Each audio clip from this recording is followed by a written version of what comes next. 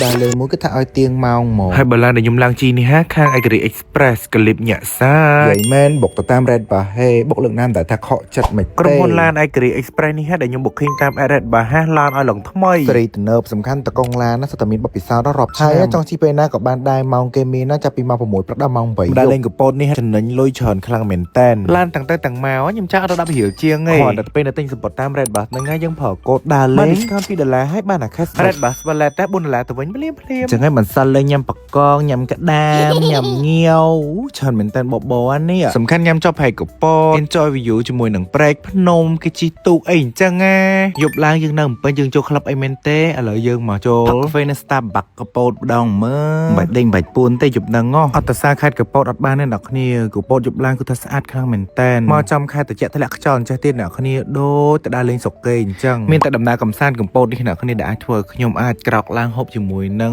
បាយព្រឹកបានដំបូងថាចង់បាយក្តាមមកពេលទៅដល់ឃើញបបរលោតគេក្តៅហុយបបរលោតបដៅចានដូចតែ6000នេះប៉ុន្តែ